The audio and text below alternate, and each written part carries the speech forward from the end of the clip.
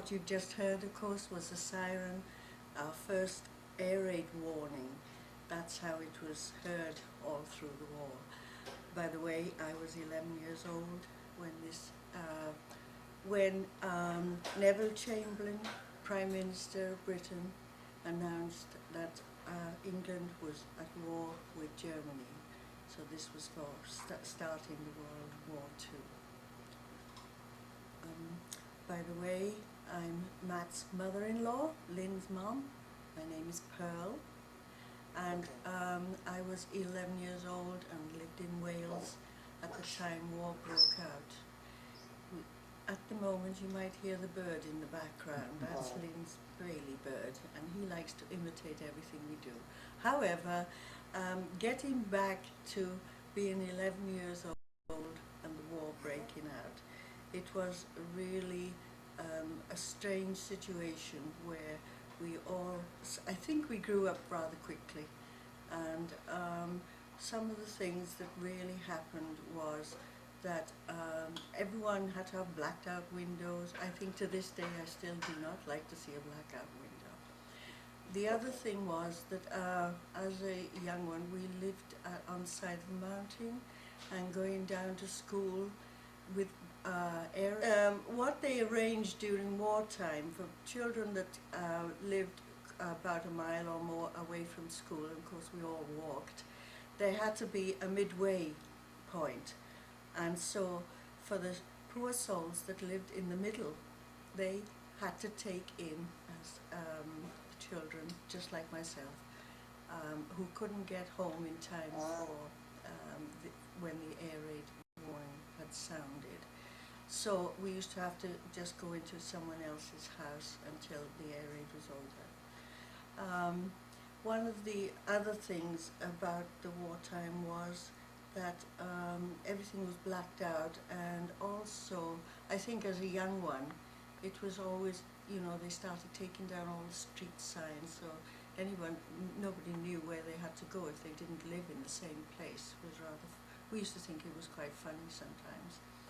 Oh yes, that was one of the very strange things that happened, that London was getting bombed so badly and they wanted the children all out, so they asked everybody that lived in places like we lived in, sort of around the mountains more, to take in evacuees. And so it was a really strange time because the children brought up in London had a completely different accent to the children in Wales, and it was really strange for the integration of the children. But it all went very well, and then a bit later on, by the way, where I lived was about 18 miles from Cardiff. Cardiff is the capital of Wales, and therefore it has a big docking area. And of course we used to hear the planes coming over. You always knew the German planes because they had a different sound in the engines. And the other thing was that they were always trying to bomb there were certain times when they were bombing Cardiff, and so they decided that they must take the children away from all the dockland there and send them up around. And the one strange thing that I always remember, being in school and sitting behind one of the boys, and his name was John Long, and he was one of the evacuees that came in, and I couldn't understand why. I was looking at the back of his head, and his hair was completely grey except for one little black patch. And do you know that over the years, I guess it was about 3 years, we gradually watched all that black hair take over all the grey hair.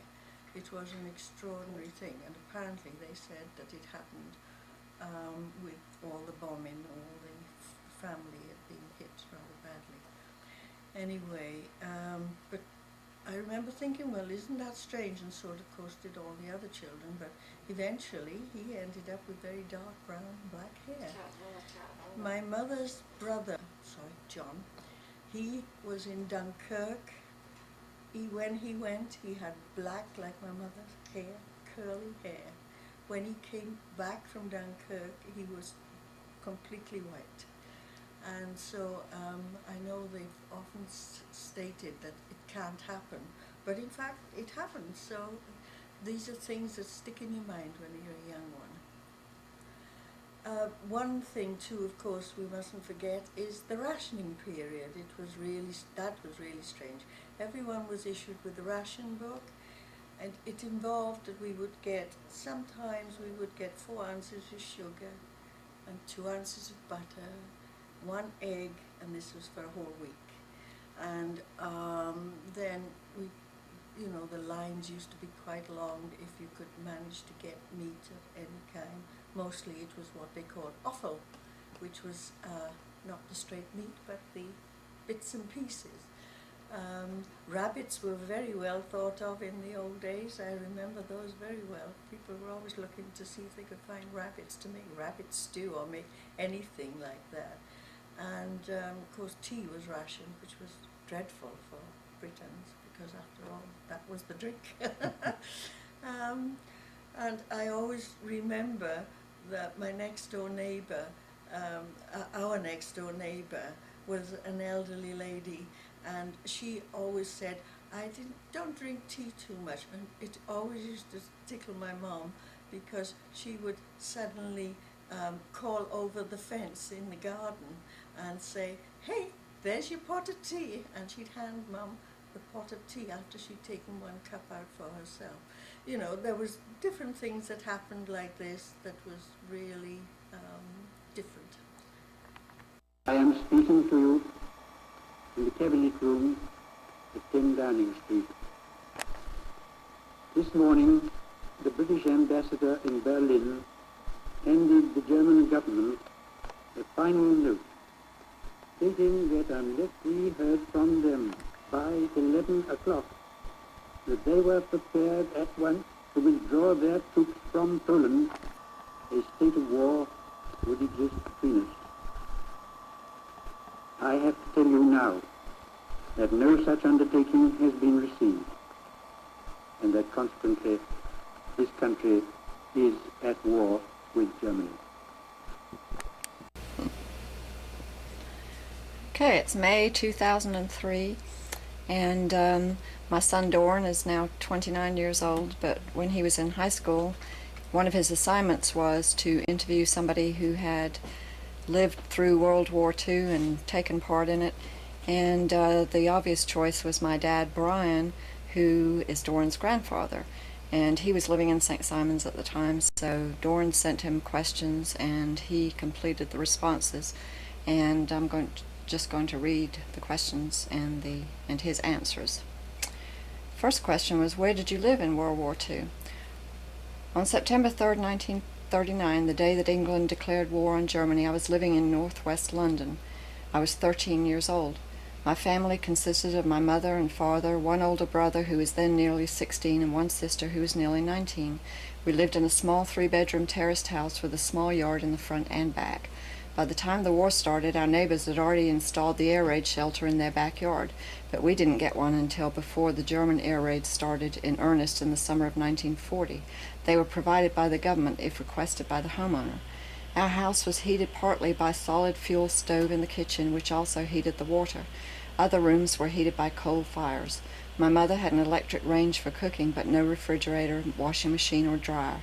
We had neither a car nor a telephone like most other homes in our middle-class residential neighborhood. Question: where were you at the time that Pearl Harbor was bombed by the Japanese?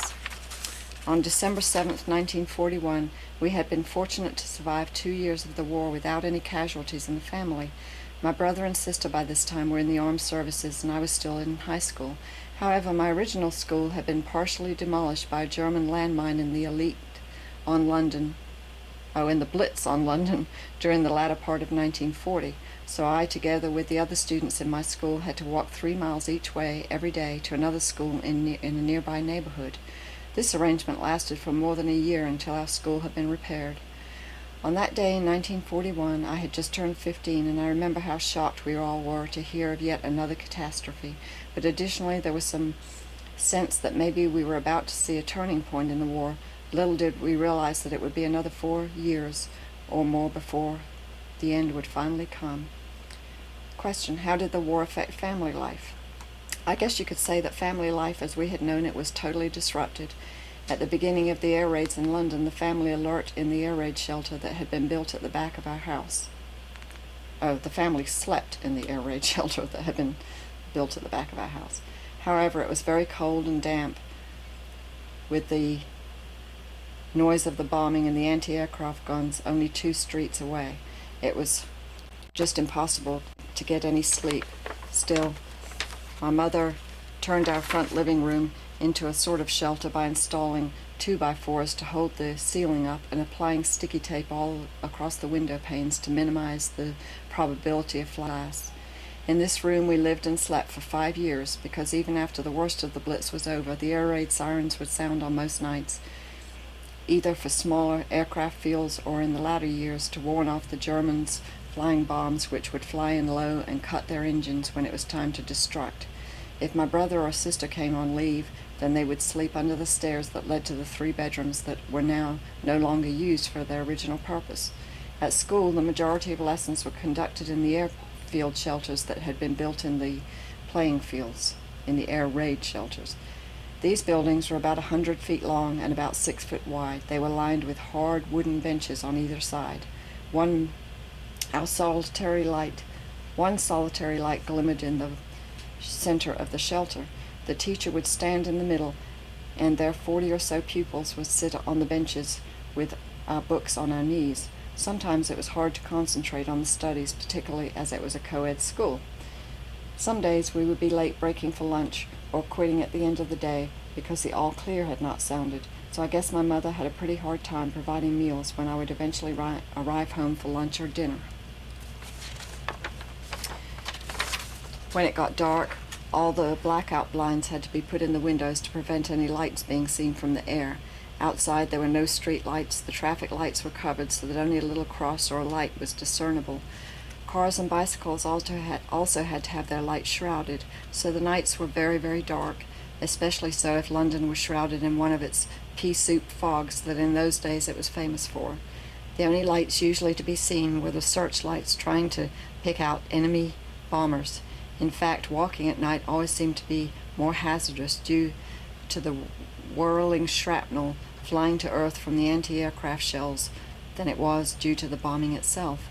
I always remember the tremendous relief it was when a family member arrived home safe and sound after a particularly noisy evening. Question: how did food and gas rationing work? Nobody was allowed gasoline unless they were in an essential war job that could not be reached by public transportation. Food and clothes rationing was implemented by means of coupons provided in ration books and issued to every individual. Each week it was announced in the papers and on the radio the value of each coupon. Typically it would be, for example, 4 ounces of meat, 1 egg, 2 ounces of cheese, 2 pints of milk, 1 ounce of butter, 2 ounces of jelly, etc. Sometimes 1 or 2 of these items would dwindle to 0 as market supplies ran out. Of course, everybody was encouraged to grow their own food, and my father was no exception. I was expected to help in the summer, evenings and weekends, a task I hated with passion. Additionally, to help the war effort, people were invited to donate all their iron and steel objects to be melted down to make ships and shells, etc. And so it was that all the beautiful wrought iron fences that had surrounded the public and private parks and gardens disappeared, never to return again. Question: what other ways did people support the war effort? Men who were too old for the regular armed forces joined the Home Guard, which was a force armed with little more than pitchforks or very old rifles. It was intended to reinforce the regular army in the event that Britain was invaded by the Germans. After the threat of invasion had passed, following the defeat of the German Air Force in the Battle of Britain, the Home Guard provided assistance to the army and police in the capture of enemy agents and spies who were frequently parachuted into the countryside. Every street in the country had a force of air raid wardens composed of civilian volunteers who worked in shifts patrolling the streets at night to watch for and extinguish incendiary bombs, ensure the blackout regulations were kept, and warn people of any fires or other threats